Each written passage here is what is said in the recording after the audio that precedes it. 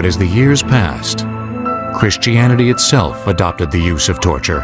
In the 15th century, it was the Spanish royals, Isabella and Ferdinand, who gave what became known as the Spanish Inquisition its place in history, as a harsh and deadly exercise of combined church and state power, dedicated to torturing those citizens who it named as heretics. The face of torture during the Inquisition was the Iron Maiden. Manufactured in Germany, it was a man-sized container fitted on the inside with sharp metal spikes, a torture device that was well known and deeply feared, not only in Spain, but in all of Europe.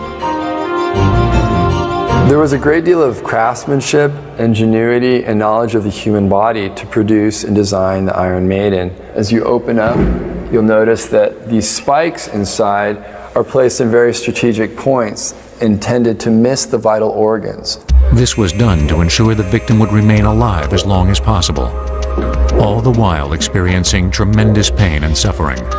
The rack is one of the most common forms of torture that we know, in terms that you can use many different methods in your process, in your torture creation. The first element is the crank at the end. Now here is where you would tie the person's feet.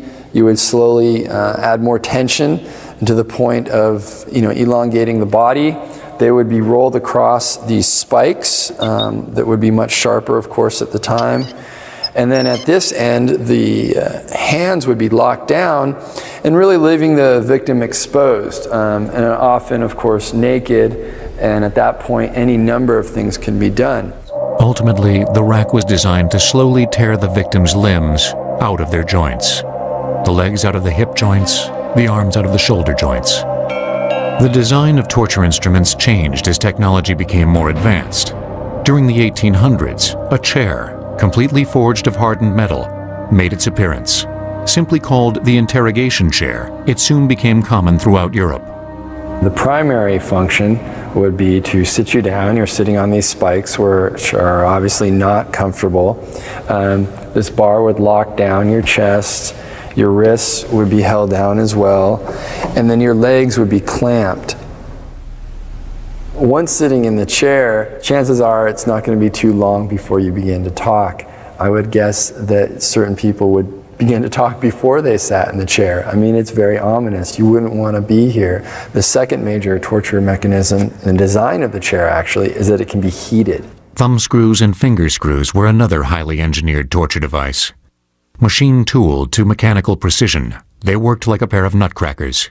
The way it would be used would be to place the fingers or knuckles inside the two bars, slowly increasing pressure until the proper amount of pain was necessary to get the information that you might want from the victim. Perhaps the most dreadful instrument of such debauchery was the pear. What's amazing about this piece in particular is the amount of work that went into it. It's made of bronze, it's cast, and it took a bit of ingenuity and technology, especially for the time period. Like many torture instruments, they're multifunctional. In an oral capacity, it would be placed into the mouth and slowly opened for those who had uttered heretical comments. Now, for those who had committed homosexuality, it would be placed in the rectum. And again, slowly opened, increasing the pain. In the case of women, it'd be placed in the vagina, and again, slowly opened, and to the point where these points would puncture the uterus.